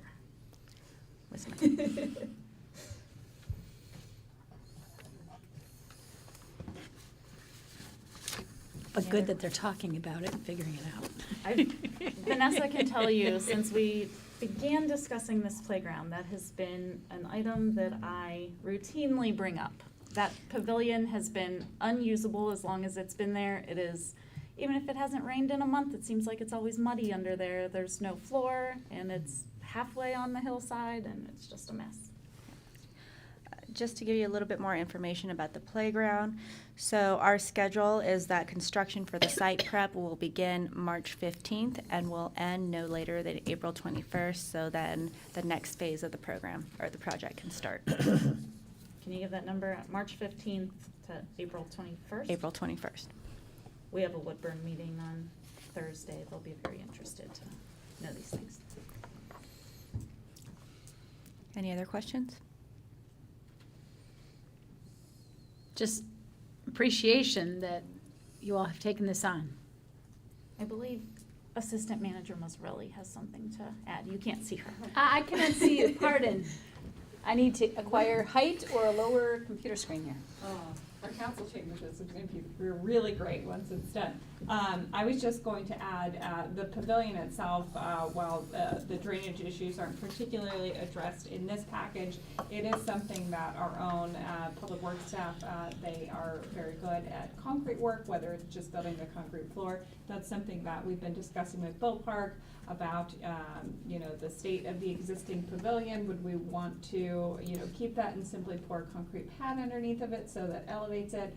Or is it something that more long-term, or I guess maybe less long-term, does the whole pavilion need to be replaced? So I think those are some of the things that we're working with the staff at Bow Park about what that may look like long-term. So it is something that material-wise, when you do it with in-house staff, it's not all that significant from a dollar figure. But these funds specifically are paid for with the CDBG funds, which has more limited uses with what we do, which is why it's very specific what is being done as part of this site prep. That's why we have the one ADA spot that we have to add right now. There is not a way to access that playground from an accessibility standpoint. And some of the next parts from the next item on the agenda are also ADA playground equipment and the site for. So that just allows that if somebody has accessibility needs to be able to expand that. But it is something that I've taken my own kids to that playground, and it would be nice if it weren't a muddy mess, because my kids are the first ones to roll in the mud. Good kids. All right, so on this portion, are there any other comments or questions on this portion? And then we can move from this to the pour and play next. So, are we ready for a vote on this portion? All right. The clerk would please call the roll. Yes, Joe Buganim, Yes. Bill Koecki, You're voting on both or one? Just one at a time. The site prep, and then we're gonna talk about the pour and play, even though we've already gotten to the pour and play, but we're gonna look at site prep right now. Thank you. Yes. Ixia Vega, Yes. Deputy Mayor Trumbull, Yep. Dave Harshbarger, Yes. Brian Butcher, Yes. Mayor Celine. Yes, passes unanimously. And now we're on to B, which is approval of a bid award for the Woodburn Playground pour and play and the playground install. And I know we've already talked about that a little bit, but if you would speak again about the playground itself. Be happy to. Okay, so this is going to be the last phase of the playground project. And there are two bidders for this bid. The lowest bid was not the most responsive bidder. So they were disqualified, and the next lowest responsible bidder was Lattice at $197,700. And I would recommend that they be awarded this bid. Just a little bit more background about the project. So there's $300,000 from CDBG that was allocated for this project, and this estimate was originally done before construction materials went through the roof. And so as of now, CDBG funding will not cover the entire cost of the project. So after the equipment is paid for and the site prep, there is $47,740 left in the CDBG funds that will go to paying for this phase of the project, and the remaining amount, which is $149,960, will be paid using funding in the capital escrow fund and another budget item for the Woodburn Community Building. And we have confirmed with the finance director that there is enough funds in those two line items to pay for this deficit. And just a little bit more info about this. So we have the construction begin date is May 8th, and the final completion date will be June 21st. And this part of the project does include playground installation, and we are doing pour and play surfacing in the critical fall zone. So that's the safety zone for all the for all the playground equipment. But we couldn't do the entire playground footprint because that would have increased the cost significantly. So in those portions, we are going to do engineered wood fiber. But because we're doing the pour and place in the safety zones, it is making it more ADA or more of an inclusive playground. Is there a motion, and then we can ask more questions? Move to approve. Thank you. Second? Thank you. Any more questions? Yep. I'm very interested in the $149,960 that will be paid from available funds in the Woodburn Building Improvement budget line, because there's a lot of work currently being done on that building, and HVAC and roof repair, brick pointing, or whatever it's called. Right, and there was about $550,000 in that budget line, and then another approximately $50,000 in the capital escrow. And after consulting with Damien about the projects that they were working on, we determined that there was enough money left over in that budget line to fund this part of the project. Okay, so this is not going to affect the HVAC or the roof work that's scheduled? Correct. Okay. I'm fine then. Anyone else? All right, if the clerk would call the roll. Yes, Joe Buganim, Yes. Bill Koecki, Yes. Ixia Vega, Yes. Deputy Mayor Trumbull, Yes? Dave Harshbarger, Yes. Brian Butcher, Yes. Mayor Celine. Yes, passes unanimously. Item E, consideration of approval of a West Virginia Fairs and Festival permit, Wine and Jazz Festival. And thank you, Vanessa. Thank you. Yes, tell us Thank you, about it. Mayor. Sure. As you all know, I don't have to tell you that this festival represents a really great activity for the city of Morgantown. Mr. Kitsch is once again asking for approval of a West Virginia Fairs and Festival permit for this event at the amphitheater, and we concur with that request. First ever that it's here. It's going to be a great event. He's very optimistic about it. These types of events are really key to our summer programming, and certainly want to give as much support as we can. Something must be going on right at the waterfront. All right. So, is there a motion? Move to approve. Second. Thank you. Is there any questions or statements? So is this the big local event you've been touting that you said you couldn't tell us about that was moving No. to downtown? No, Oh, we still no. have another to anticipate. Yeah, this is not Oh. in the downtown area. It's as I understand it, it's in the waterfront area. That's considered part of our downtown. I know. I just thought maybe I this just- was the one you were talking about, so No, there's not still yet. another one to look forward to? We're hoping, yes. Okay. And this will take the place of Camp Muffley? Yes. It is that It festival is to moved say here. it's moved to. That's Waterfront. correct. Really is much more beneficial to the community. And Yeah. Yeah, people said parking and a couple other Mhm. things. It's accessible to people. Yeah. Same great festival. Great.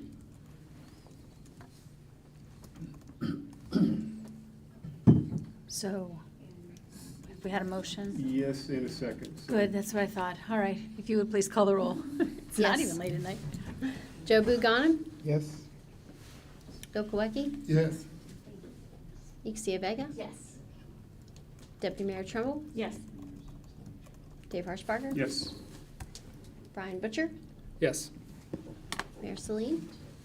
Yes, passes unanimously. City managers report. there are a couple of things I'd like to update City Council on. One is that 5 representatives from the city represented the city at the Municipal League Conference last week. This particular conference was intended to provide an opportunity for us to interface with our local legislators. Well, we already have done that, and we sat and had a one-on-one conversation or conversation with them here in this chambers. So I'm not sure they were surprised by too many other things that we were focused on. But I think the value of these conferences is that it allows us to interface with other cities. We can meet with other mayors, other council members, other managers, and find out what's happening around the state, and certainly pick out some of those things that are going around the state that would benefit the city. And so I really appreciated those that represented. I think it's really important that we have a presence there, and really appreciated that. Today, we held our the first of 12 sessions for our upper and mid-management leadership training academy. And a professor from the business college at WVU put on the presentation, and it was excellent. We had, how many participants did we have there total, finally, after it was Maybe about 23. we had 23, around 25 participants that were actively participating, and we intend that this will be a quarterly occurrence. There's homework that's being asked for of our folks to prepare for these sessions, and the intent is to try to help us all reevaluate how we can do things more effectively at the city, and and provide the leadership necessary to move the city forward with all of the national and regional changes that are going on in the world. You should have received a copy of the fiscal year 2024 budget document. It was distributed last week, and you should be getting a hard copy of that if you haven't already. You have it. Would ask that if you have any questions, I sent out a memo earlier about an informal discussion one-on-one with staff. That offer's open if you'd like to stop by and discuss the budget in any way prior to the committee of the whole, where it will be presented along with the strategy and report on our ARPA funding. Please stop by and spend some time with us. We'll have a staff there that can answer your questions. And finally, the annual MAP dinner is scheduled for Thursday, April 27th. As part of our ongoing contributions to MAP, as our development arm of the city, it provides a table of 10. I think last year that may not have been sufficient for people that really wanted to be there and guests.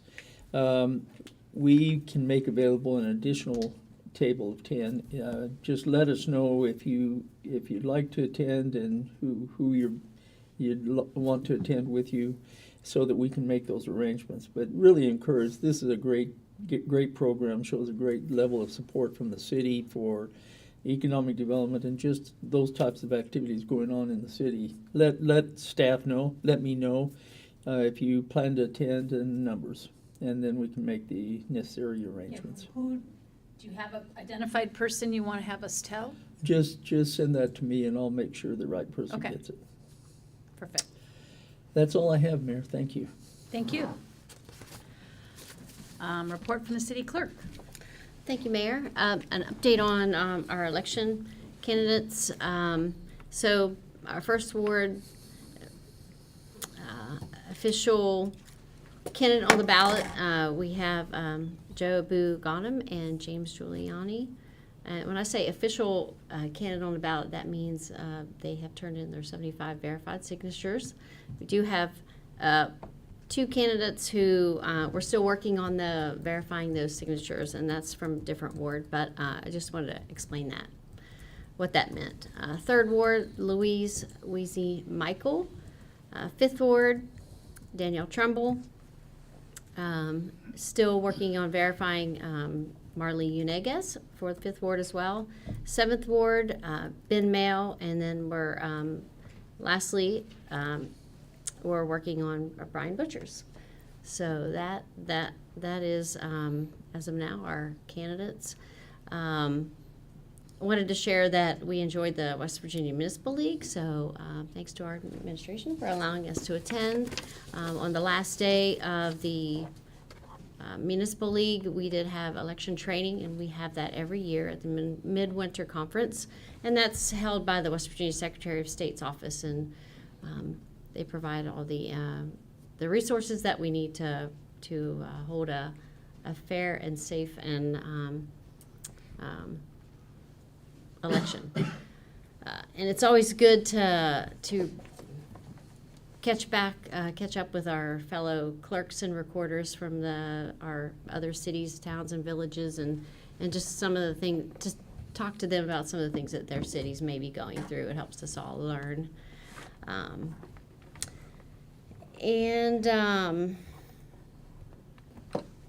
Moving on from I need to share one more thing about the election. I'm sorry. MUB inserts. So we have already done one round of election flyers into our MUB invoices. I don't receive a physical invoice, so I did not get to see what that looks like. So I'm hoping if someone did see that, I would love to see what that looked like. I did see it. Yeah. Bring it too. Oh, thank you. Appreciate it.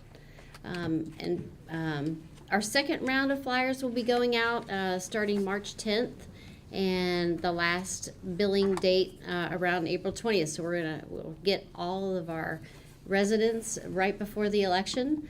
The flyer will be a little different. It will include our polling places, and so we're just hoping to hit more and more people and make sure that everyone has all the information they need for the election.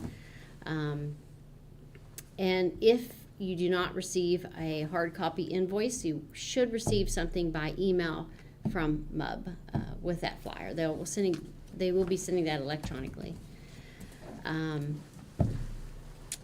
Moving on to our Police Civil Service Commission, they approved and will be holding an entry-level police officer exam on Saturday, March 11th, 2023 at 9 a.m.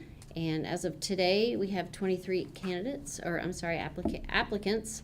So we're hoping for good results on that day. We are still accepting applications, so if you know of anyone that might be interested in that, please send them my way to the clerk's office, or they could go to our city's website and at morgantownwv.gov and search police officer, and it should take them there.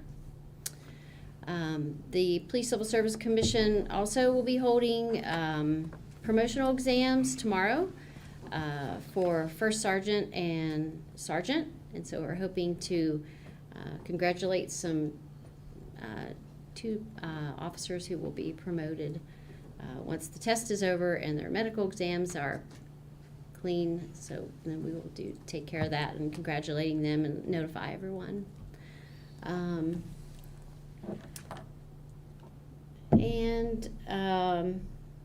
Check our website for additional information about our election. We have links to our code, our city code and our state code. So if folks have questions about why we do this or that,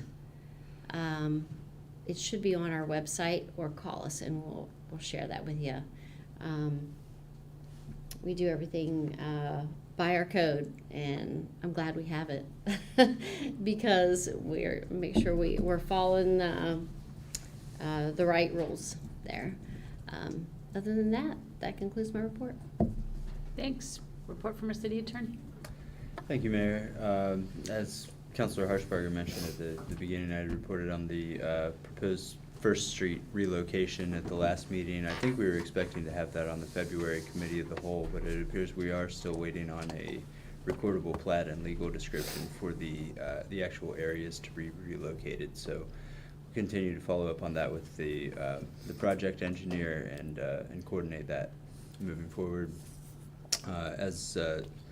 As was mentioned with respect to the Walnut Street project, we're working with the project engineer ACOM and with the engineering department staff on preparing the necessary documents to address the work on the sidewalks and vault areas. Vaults underneath the sidewalks within the city's public right-of-way are permitted under Article 913 of the code with permission by the city and subject to following certain conditions, including access to the engineering department to inspect and make sure those areas are safe, both for the entrance to the vault and for the traveling public. So we're working on permit agreements as well as temporary construction easements that will address the proposed work to be done. Also, the legislative session is continuing. I believe crossover day, the last day for bills to pass from one house to another, is next Friday. Been in touch with a couple of local legislators as well as representatives of the Municipal League on various bills impacting municipalities, and if you all have questions about any of those or other legislation you're monitoring, please let us know. We'll be glad to assist. That's all I have for tonight. Thank you very much. Councilor Alpagano, would you like to start this evening? Sure. Thank you. I guess let me start by saying congrats to South Middle School girls wrestling team. They were the first middle school all-female team from Mon County to win their state title, which was a big deal. Hopefully the state recognizes the growing popularity and they can sanction the girls wrestling programs to possibly get them more funding. Second, for first orders, please make sure you're cleaning up after your pets. Please follow leash laws, and respectfully, please try to keep your dogs into your yard so they're not roaming the street. There have been concerns about that, and I've been working on that with our city manager in the police department in terms of loose dogs. Our next tree board meeting is on Monday, this coming up, and usually we share that with our first ward meeting, but that next meeting, since we are now every few months, will be in March the 27th. And then lastly, we have on March 4th, Mohegan Idol at our very own Met on High Street as a fundraiser that they do every year. And this will be the first year where they'll do an actual battle of the bands between high schools. So hopefully they get a great turnout, as they usually do. And that is all I have for this evening. Thank you. Very good. Thank you. I don't have much to report. I'm still playing catch up. I will say, though, it's remarkably easy to keep track of Morgantown no matter where you go. Sometimes more than you want. But that's, it's good to be back. Thank you. Thank you. First, I want to say thank you to everyone who organized the event last night to benefit our warming shelter. I'll let everybody else speak on that since y'all were really the one organizing it, but I served soup, I spilled soup, I ate soup, so it was... I heard you wore soup. Yes, it was definitely an evening to remember, but it was really great. You know, we hear a lot of negative comments about the stuff that's going on downtown and our folks who are downtown, and it's really easy to dehumanize people and not see them as members of our community. So the fact that so many people came out yesterday and that members of the community all came together, restaurants from all over the city, comedians, other artists came to benefit the morbid shelter. It definitely restored my faith in humanity for the evening. So thank you all for that. There is a Know Your Rights training on March 2nd at First Presbyterian Church presented by our local NAACP chapter from 6:30 to 8 p.m. There's a new art exhibit located in the Wilds Hill Community Center. So thank you, Bow Park, for helping bring artists to our building. Thank you to all those who spoke out against the campus carry bill at the legislature. Obviously, we have a huge university in the middle of our campus. So, and there was just a shooting at MSU last week. So, I really appreciate those that took the time to travel the 2.5 hours to make sure that members of our community are safe.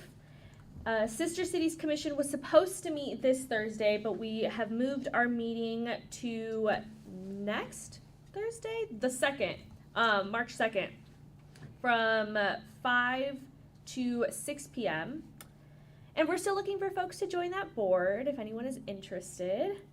And I wanted to thank Ash for their years of service on the HRC and for helping make Morgantown a light of progress in our state when sometimes it seems a little dark. But that'll end my report. Thank you. Deputy Mayor. I need to get home, but I've got a couple of things. We'll give you the mic. Just to remind, during the public portion, we heard that there are several large things happening that we don't necessarily hear a lot about during these meetings because there's nothing that council needs to take action on. And I think it is important to know that we are talking about those. I work regularly with the Development Authority and the partnership on the Richwood project. They actually came to the Woodburn Association of Neighbors meeting in January and talked to some of the neighborhood about that. As we're talking about downtown trash and safety, those are also conversations that are ongoing. I am part of several committees with Main Street Morgantown, who is working to develop a downtown safety strategy that includes things like public safety, health and sanitation, which does include trash services and storage, clean streets, pest control, and it also includes property safety and security that includes things like working with code enforcement for permitting and just generally raising public awareness about what, code is and what property owner responsibilities are. So I missed the Main Street meeting this month because I was in Charleston at the Municipal League Conference. So I'm not sure if this safety strategy that we've been working on is still just a draft or if it went through the final approval with the full board. But these are things that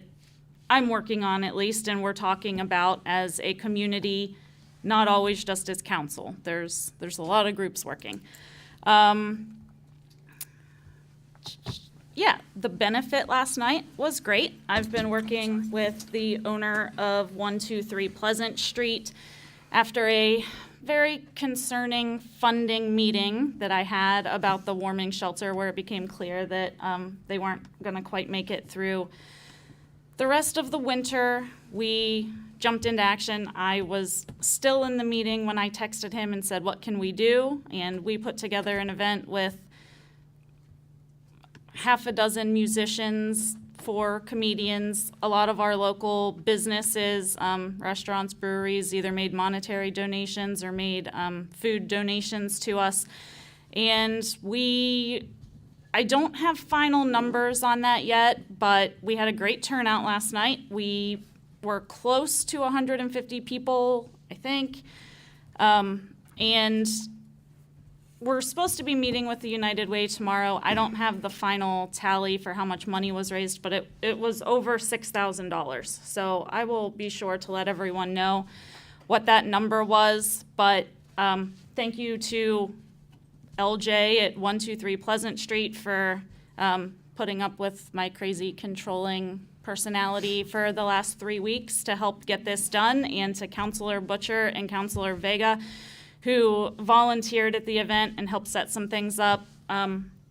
Mayor Celine came to the event despite having good basketball tickets. So we're very appreciative of everyone who came out and helped. And as Councilor Vega alluded to, there have been a lot of questions or concerns raised about the warming shelter recently. And as the city representative on the Morgantown Community Resources Board, I will say that we are aware of some of those questions and concerns, and we did have an emergency meeting last week, and we are working to address some of those safety and security issues. So I think that we are on the right path to get things improved there. But at the end of the day, we all, the social services, MCR, the city, the county, we made a commitment to have this warming shelter so that people were not freezing to death. And I think it's very important to get it across the finish line while also understanding that MCR does have, Morgantown Community Resources is the board that oversees H3. They have an advisory council meeting monthly with a representative from each of the social services that are represented there. And in April, we are convening that body and anyone that is involved with the social services and interested in order to start talking about what this looks like next year. Because we talk about doing this every year, and then we get to September, October, and we say, oh crap, it's going to get cold. The shelter is supposed to close on March 15th. The very beginning of April, we already have meetings set up to begin discussing what next year is going to look like. So I just wanted to, just because that's not an activity of council and people don't hear about it during these meetings, doesn't mean that those conversations aren't taking place. I just wanted to briefly touch on the Municipal League as my last thing. We went down there, we had a lot of good conversations with several of our legislators. As the manager mentioned, I have a pretty open line of communication with them on a daily basis. They're very accessible to us anytime we want to talk. I think that some of the more important conversations that I had while I was there were with people like Councilor Ketchum from Wheeling, Mayor Goodwin from Charleston. We really had a chance to sit at a table and throw ideas at each other. How are you addressing this? what do you think the best way to get after this situation is? So I think that when I go to these conferences, those are some of the more productive and beneficial conversations that we have.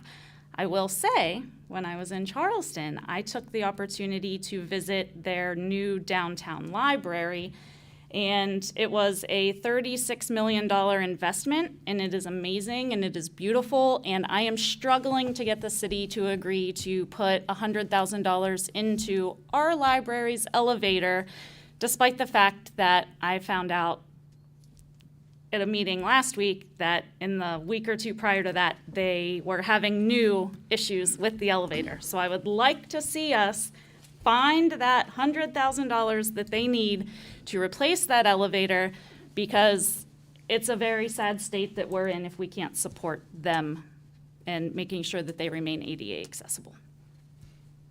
I think that's enough tonight. I think you've covered it.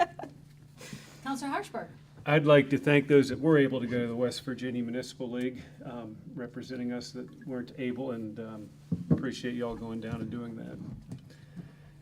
Tomorrow at 10 a.m., there will be an agreement signed by Morgantown Utility Board, the County Commission, and the West Ridge Development on agreeing to split 3 ways the water and sewer that is going to go to the development on West Ridge.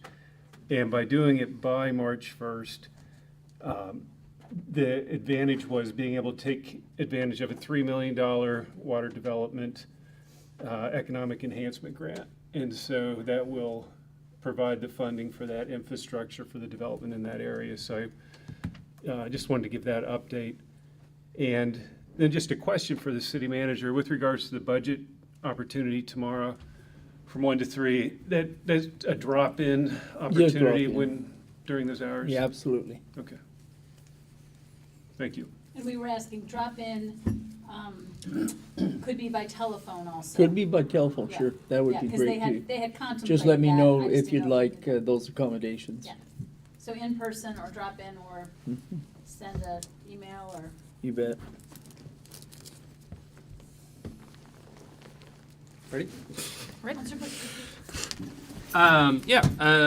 I was glad to attend that, the warming shelter benefit show last night as well. Spent all my time serving soup, but that was time well spent. And then gathering supplies for the warming shelter, but it looks like they're really well outfitted now. I also wanted to touch on something that the deputy mayor touched on, which is I guess this idea circulating throughout the community that there's an entire encampment up at Hazel's House of Hope, which is not the case. It's a constant refrain I'm hearing inside of this community, and it's not true. So I would just appreciate if it was not expressed in that way. There were tents set up at that place, and there was a legal fire that was all dealt with within the same day.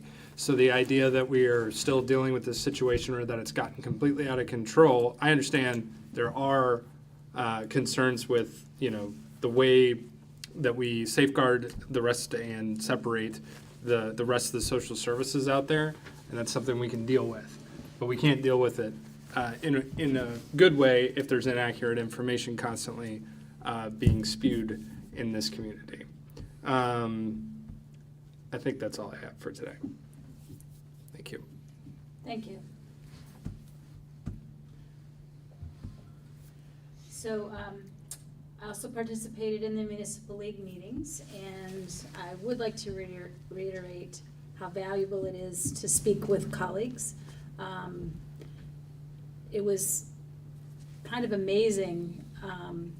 I've spoken with Mayor Goodwin before, but we really had a very intense, just long enough conversation that we really talked through our views of cities, our views of how cities grow, our views of how central cities can operate. Thank you. And part of the idea behind the library and the park and a lot of the improvements that they've made in Charleston is that idea of that idea of a central core, which would be obviously their downtown, our downtown, and then all of the ways that you can radiate out. So for us, that would be having good connections to the neighborhoods, have good connections to the trail, having good connections to the waterfront, making sure that they're functional for people both in cars and on foot and on bicycle. And just making sure that we are looking at our city in that way, and that's not to take, we obviously have lovely business districts that are in some of our other corridors that are not specifically the downtown, but I think when I go to a city, I often look at the downtown and kind of assess the health of a community by looking at the downtown, and it's gratifying and interesting to talk to other people that feel similarly and look at how we put those ideas into action. So I really, really appreciated that. I appreciated very much the benefit for the cold weather shelter, and it was a difficult decision to figure out how much I go to the benefit and how much I go to the second half of the basketball game with my husband. So anyway, we all have to make those decisions. When people talk about our connections to WVU, our connection to WVU are almost like breathing. We're all so interconnected. So we had the woman today who came to talk about diversity and inclusion. We all attend different events at WVU. The city administration has regular meetings with WVU. Different council people have partners with WVU with different departments and different consultants and people who share views and people that disagree. And we all seem to be part of the soup. Soup seems to be the theme of the soup that's Morgantown. And WVU is definitely central to it. I've spoken very often with Gordon Gee. I know that our manager has. It's not an empty vessel we're dealing with here. It's a very lively and interconnected place. So I appreciate people looking at it that way. And when we're looking at issues like trash, neighborhoods, development, relationships with other entities, it's almost always by working together that we provide, that it's not just the city or just WVU or just the county. It's groups or just MUB or just any entity. It's all these groups all working together. We're talking about shared funding for a large project. In fact, several large projects where people split the funding or divide it up different ways, where people look in their planning for how things are going to happen, how things are going to happen at the warming shelter for next year. You know, how we work as a group rather than one group deciding that they're going to deride another group or another individual for things that they may or may not be doing and spending a lot of time online rather than in action. So I really appreciate everyone here, including the people who are speaking tonight to council, including people who are our partners and people who look at the glass half full, even if they see the issues and problems that we all face. So anything that we can do to move forward and help, I'm an advocate, and anything that is deriding specific individuals who are doing their best to tackle a portion of the problems that plague us, and also the opportunities that we have. I just would like people to think before they speak, so, or write. Thank you very much.